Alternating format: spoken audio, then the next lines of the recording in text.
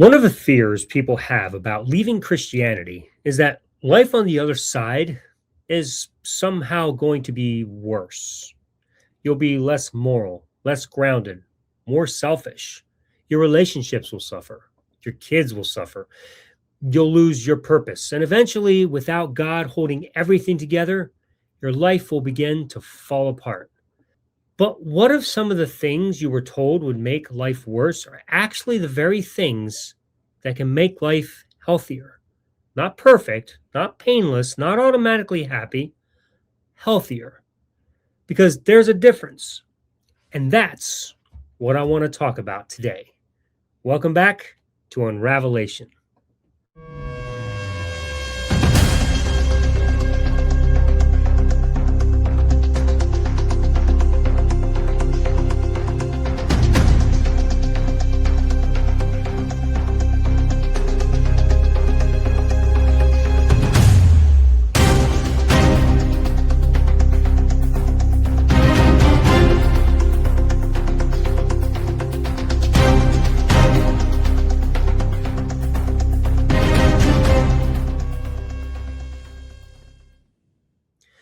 When I say life can be healthier after leaving faith, I'm not saying atheism magically fixes people.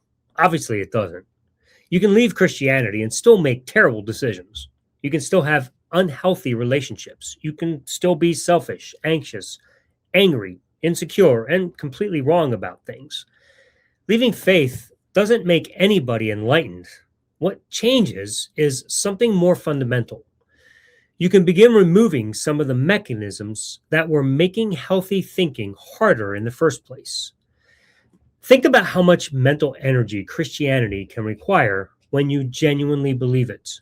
You're not simply asking, "What do I think about this?" You may be asking, "What does God think about this? What does the Bible say about this? Am I being selfish? Is this a temptation? Am I being deceived? Am I outside God's will? Is God trying to tell me something? Is this happening because I sinned? Am I supposed to wait on God? Am I disappointing Him?" That is an enormous additional layer placed over ordinary human life. And once that layer is there, virtually anything can acquire supernatural significance. A bad feeling might be conviction. A good feeling might be confirmation. An opportunity might be God opening a door. A setback might be God closing one. Anxiety might mean you aren't trusting God enough. Doubt might mean Satan is attacking you. Suddenly, instead of simply dealing with what is actually happening, you're also trying to decipher an invisible world behind it. When that begins to disappear, something changes. You can deal with the problem that is actually in front of you. If a relationship is unhealthy, you don't have to determine whether God wants you to remain in it. You can ask whether the relationship is healthy. If someone hurts you, forgiveness doesn't have to mean removing every boundary because Jesus forgave you. You can forgive them if you want to and still decide they don't get unlimited access to your life. If you make a mistake, it doesn't have to become evidence that there's something fundamentally wrong with your heart. You made a mistake. Figure out why, repair whatever you can, learn from it, move on. That is healthier because the mistake can remain proportional to what actually happened. You don't have to turn every failure into a verdict on who you are. The same thing happens with morality. Christianity often teaches people that morality ultimately comes down from God. So even when something doesn't seem harmful, you may have been trained to believe it is still wrong because God says it is wrong. And when something does seem harmful, you may have been trained to accept it because God supposedly commanded, permitted, and designed it.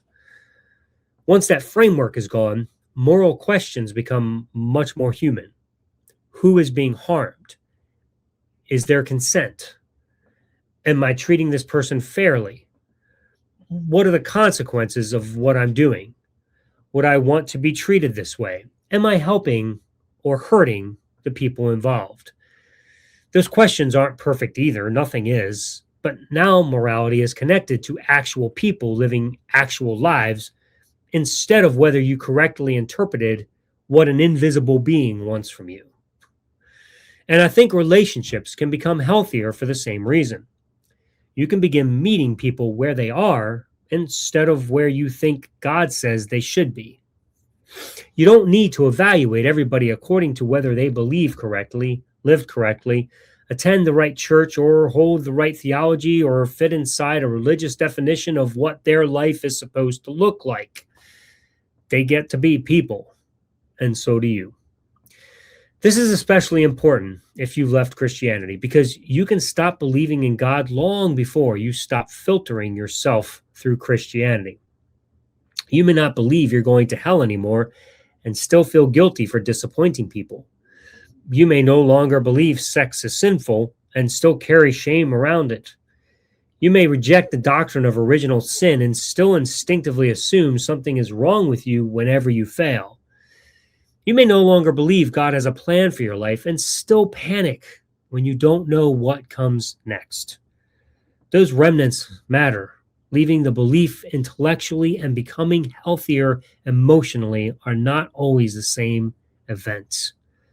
Sometimes the belief goes first and the conditioning takes a while to catch up. And that's okay. You're learning how to experience uncertainty without turning it into danger. That alone can change your life. Christianity gave me answers to enormous questions. Why are we here? What happens when we die? What is my purpose? Who am I supposed to become? There can be enormous comfort in believing those questions have already been answered for you. But there is also freedom in being able to say, I don't know.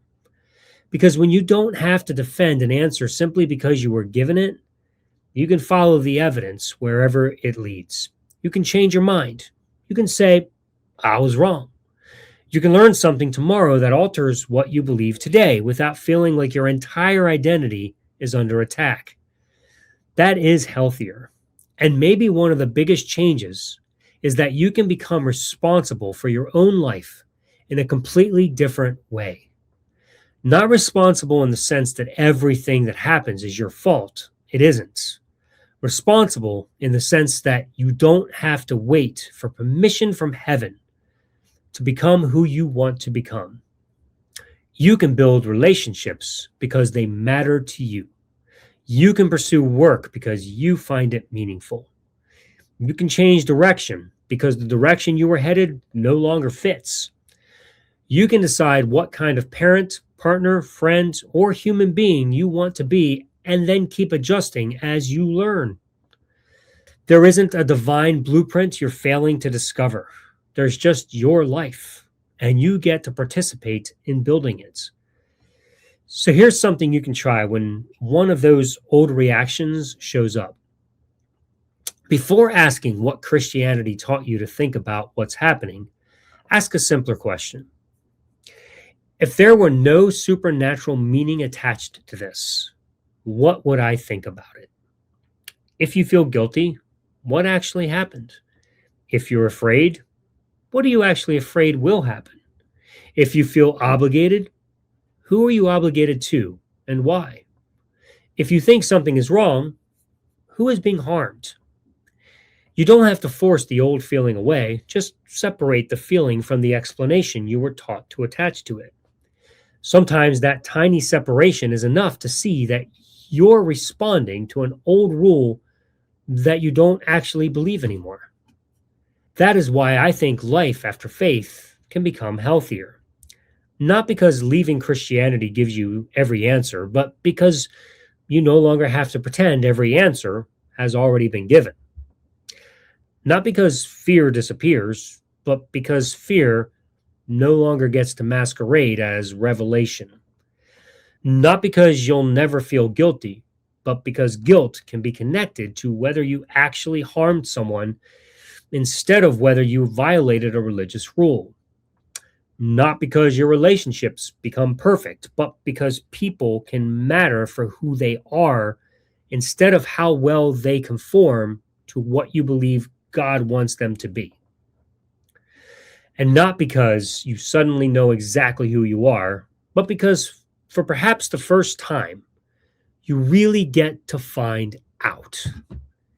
You're not rebuilding towards some predetermined version of yourself. You're building forward.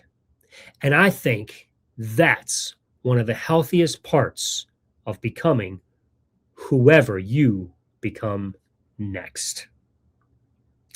If this helped you think a little more freely today, take a moment to like the video, subscribe, and leave a comment. It really helps this channel reach people who need it, and it's entirely free to you.